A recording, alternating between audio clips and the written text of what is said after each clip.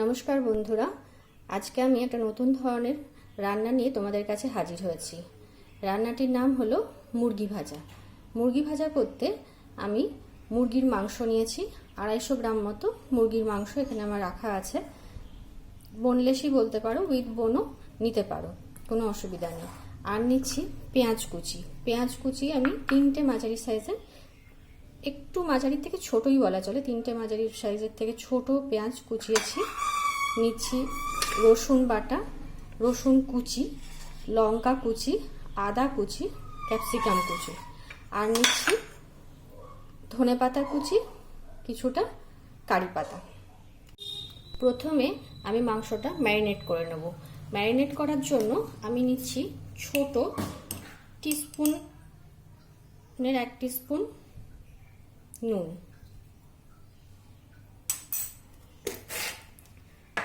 আর নিচ্ছি রসুন বাটা। রসুন বাটাটাও ওই 1 টিস্পুন মতোই আমি নিলাম। আর নেব 1 ঢাকনা বা 1 চামচ, যাই বলো, আমি 1 ঢাকনা নিচ্ছি ভিনিগার। এটা দিয়ে মাখিয়ে আমি এটা আধ ঘন্টার মতো ভিজিয়ে রেখে দেব। আমার মাখানো হয়ে গেছে, এবার আমি এটা ঢাকা দিয়ে আধ ঘন্টার মতো রেখে দেব। আমার মাংসটা আধ ঘন্টা ম্যারিনেট করা হয়ে গেছে। এরপর আমি গ্যাসে প্যান বসিয়েছি। প্যানে আমি বেশি না, অল্প 2 টেবিল চামচের মতো তেল দিলাম।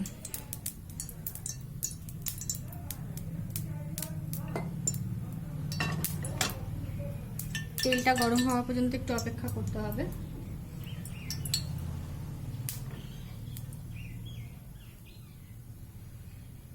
তেল গরম হয়ে গেছে। এরপর আমি প্রথমে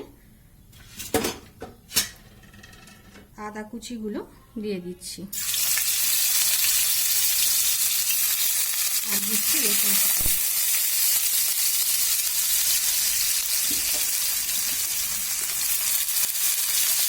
আর অল্প পরিমাণে লঙ্কা কুচি।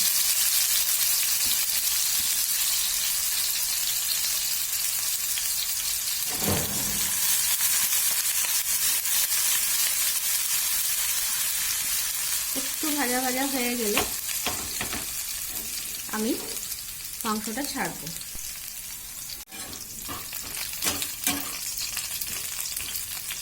একটু ভাজা হয়ে গেছে। এবার আমি চিকেনটা বেশ ভালো করে চিপে, যাতে জলটা না নিতে হয়, সেভাবে ছেড়ে দিলাম। নুনটা আমার আগে দেওয়া আছে, তাই আমি নুন চিকেন আর দিচ্ছি না। ভালো করে একটু নাড়াচাড়া করে নিচ্ছি।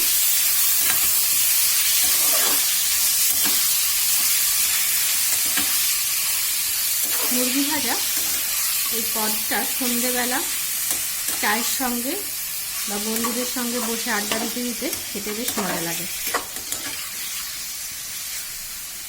এটা একটু লো ফ্লেমে ঢাকা দিয়ে আমি সেদ্ধ করে নেব।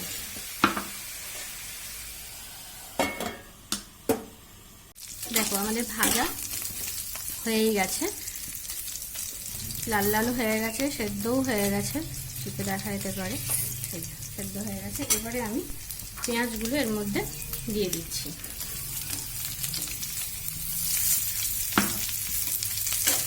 পেঁয়াজটা দিয়ে আমি সামান্য নাড়ব।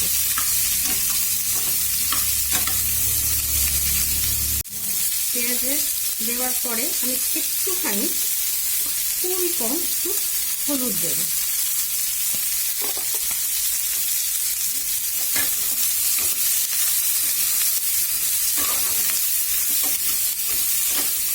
পেঁয়াজটা একটু হালকা গলা পর্যন্ত, একটু নরম নরম হবে, সেই পর্যন্ত আমি এটা নাড়তে থাকবো।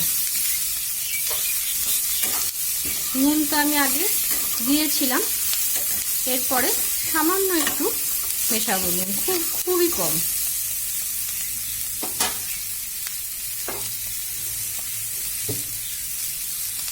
একটুখানি নুন আমি হাফ টিস্পুনেরও কম নুন মিশিয়ে দিলাম। গ্যাসটা লো ফ্লেমেই রেখেছি।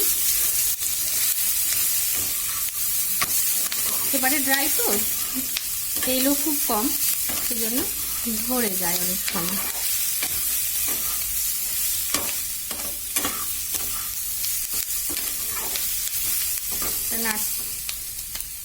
একটু নরম নরম হয়ে এসছে পেঁয়াজটা।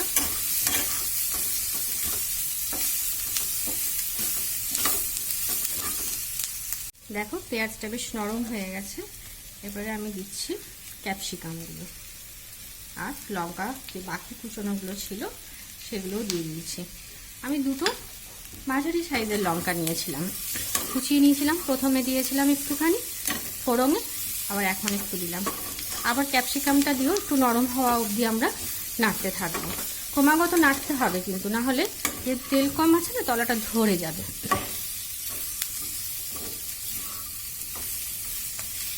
এর সাথে আমি একটুখানি চিনি অ্যাড করছি, খুব সামান্য।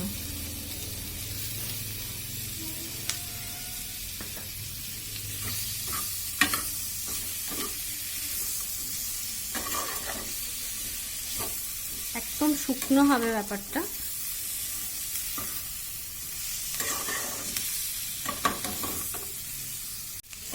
ক্যাপসিকামটাও একটু নরম নরম হওয়া অবধি আমরা নাড়াচাড়া করে নিলাম। এরপরে দেবো আমি একটু কারি পাতা। কারি পাতাটা দিয়েও একটু নাড়বো। কারি পাতাটা দিলে খুব সুন্দর গন্ধ হয়।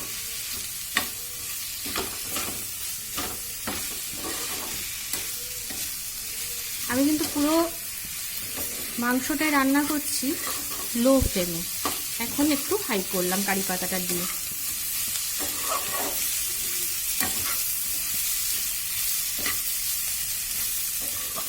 মাংস আমার ভাজা এবং সেদ্ধ দুটোই হয়ে গেছে, শুধু এই পেঁয়াজ ক্যাপসিকাম এগুলো মিশিয়ে একটু নাড়াচাড়া পর্যন্ত যেটুকু সময় লাগছে।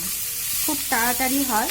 বাড়িতে কোনো গেস্ট এলেও ম্যারিনেশন করে রাখা জিনিস কুচিয়ে রেডি করা সব মিলিয়ে 1 ঘন্টার মধ্যে পুরো ডিশ রেডি হয়ে যাবে। চটজলদি খাবার, তেলও খুব কম লাগে। আপনারা অনায়াসেই একটু সময় নিয়ে যদি কোনো গেস্ট এসে থাকে, এই জোগাড়গুলো মোটামুটি সবারই বাড়িতে সবসময়ই থাকে। চিকেনটা যদি আনা থাকে তাহলেই করে দিতে পারবেন সন্ধ্যে একটা স্ন্যাক্স হিসেবে। দেখুন আমাদের ভাজা প্রায় রেডি। আবার লো করে দিলাম গ্যাসটা। স্লো না করলে খুব তাড়াতাড়ি তলাটা ধরে যায়। আমার ইয়ে হয়ে যাচ্ছে, কারণ একেবারে তেল কম তো।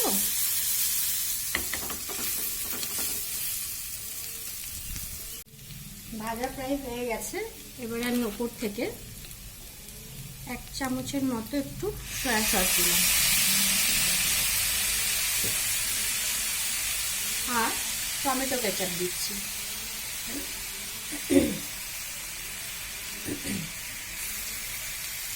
1 টেবিল চামচ মতো আমি টমেটো কেচাপ দিলাম। এরপর একটু নাড়াচাড়া করবো।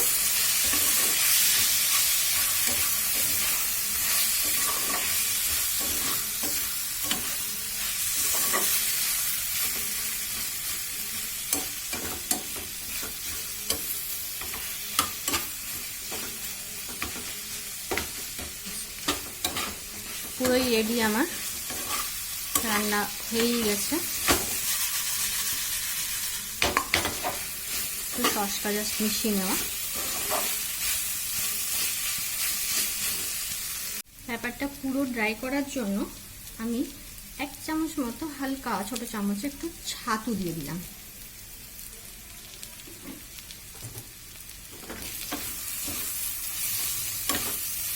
ছাতুটাই ভাজাটার সাথে গন্ধটাও খুব ভালো লাগে ফ্রাই হয়ে গেলে, আর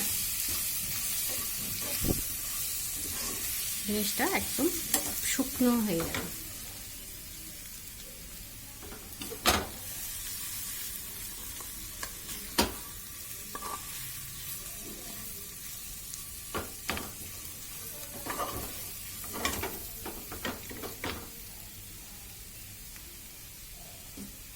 আমি দিচ্ছি একটু ধনেপাতা।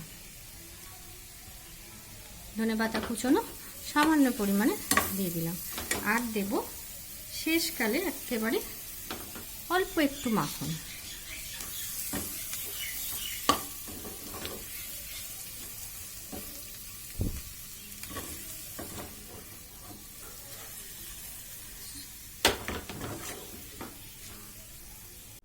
তৈরি হয়ে গেছে আমার মুরগি ভাজা। আপনারা সবাই এটা বানিয়ে ফেলুন, একবার দেখুন টেস্ট করে, আশা করি খুব ভালো লাগবে। বন্ধুদের সঙ্গে আড্ডা দেওয়ার সময় জমিয়ে খাওয়া যাবে। আর ভিডিওটি যদি আমার ভালো লেগে থাকে অবশ্যই লাইক করবেন, বন্ধুদের সাথে শেয়ার করবেন এবং একটু মনে করে সাবস্ক্রাইব করবেন। Thank you.